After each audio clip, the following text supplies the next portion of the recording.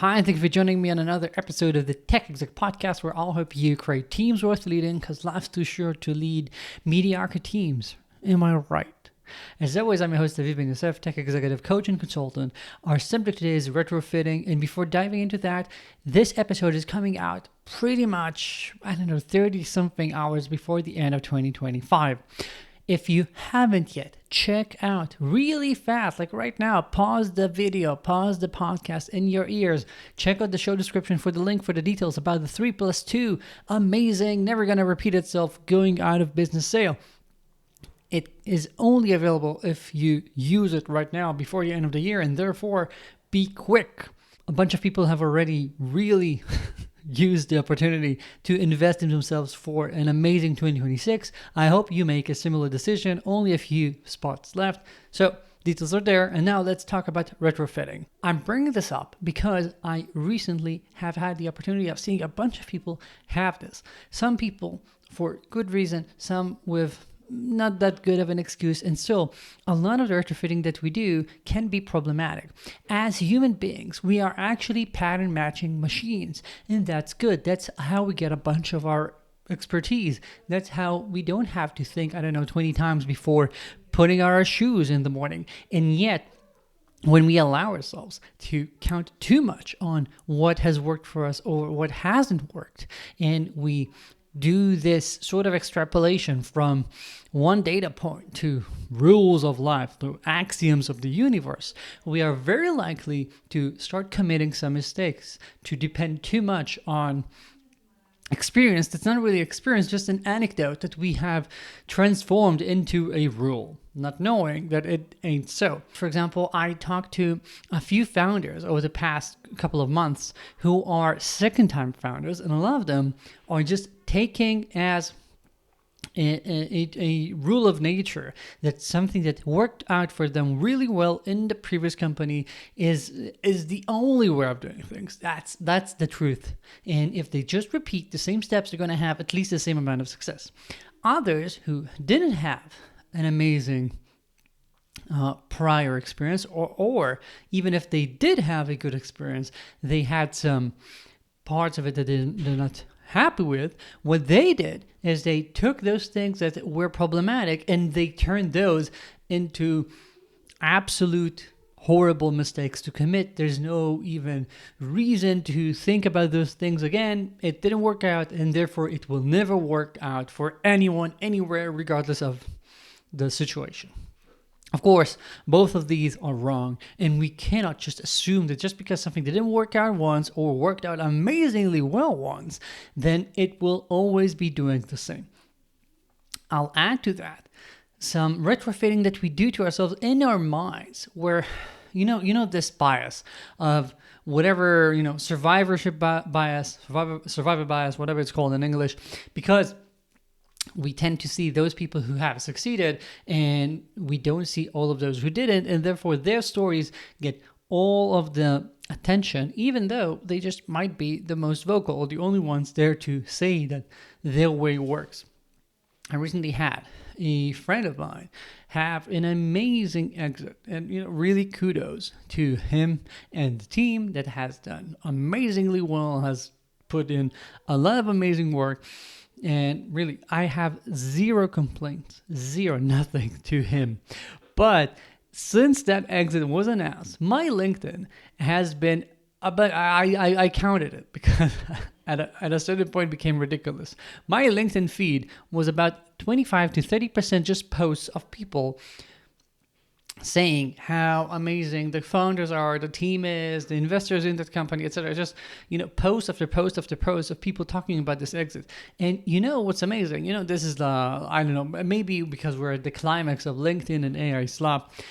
So many of these posts are essentially people retrofitting what they want to believe is the right thing to do and taking that directly and, some finding a way to jam it so that it fits with that company's story. Like, oh yeah, all of these guys also seem to really like wearing t-shirts to the office. And I knew always that CEOs have to be as least formal as possible. Or yes, these people also use that tech stack, or these also opened an office here or there, all of those things that, some of these might be true, some of these aren't, but the point is that people are just retrofitting their opinions on a specific anecdote and trying to create from those, again, rules of nature, things that we know are always going to be successful.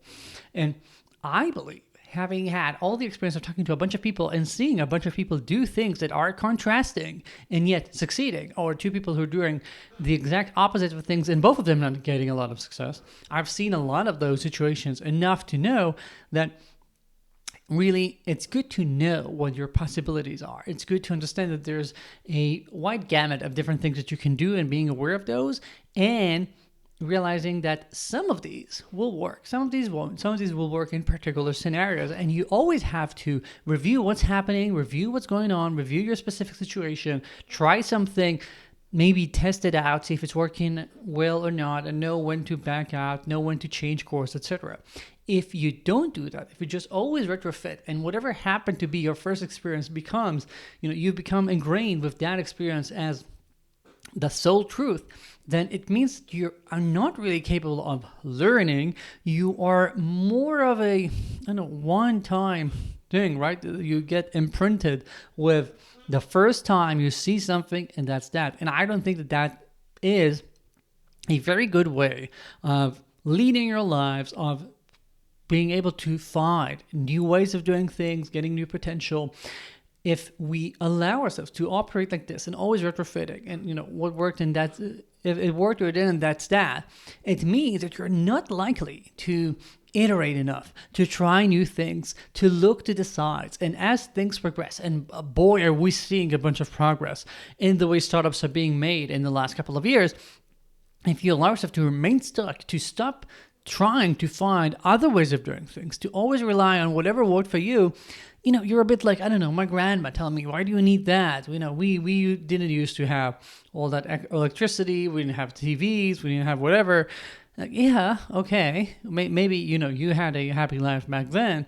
Me, I prefer having running water at home. Sorry. I'm not saying you're a Luddite if you don't do that, but I'm saying there comes a point where you're not that far from that. And therefore, my message to you, the last episode of the year, is to try to look at 2026, or whenever you're listening to this. I know a bunch of these keep being listened to a long while after being released. Whenever you find yourself listening to this, try and look at the next quarter or two with a fresh set of eyes. Try to relieve yourself from the need to jam everything precisely to specific labels and patterns, knowing exactly what it's probably going to do because you've seen it before. If it's it's something that has happened a bunch of times, okay, maybe then you have enough experience. But just because something didn't work out once or worked amazingly well once does not mean that you can just assume that that's that and you know everything that there is to know about it. We always have more to learn. The more we look around, the more we try things, the higher is the chance of us finding that specific way of doing things that's going to work out for us amazingly well. And the less that we do it, the more likely that we are to just find a local maxima at best and get stuck there and not find the route to get to our fullest potential. And again, that's the short to do that. I really believe that. And boy, have I been seeing it a bunch since we've moved to Italy, and we constantly are being forced to learn new things because I know how things are done in one country doesn't mean I know how it's being done in another. And yes, this is something that you can take with you for how you do your work, but it's not just work related. So maybe I just gave you another tip, and that's it. Okay, I'm gonna cut this short. I hope you're having an amazing end of the year and an even better start for the new one. I thank you for being a listener or watcher, whatever. And if you enjoy this, I always appreciate a small, even a thumbs up on the video, a quick email. My email is in the show notes. And again, do check out the 3+2 going out of business sale. Do check out my newsletter. Details for all of those are in the show description. And I'll see you here in 2026. Have a good one. Ciao.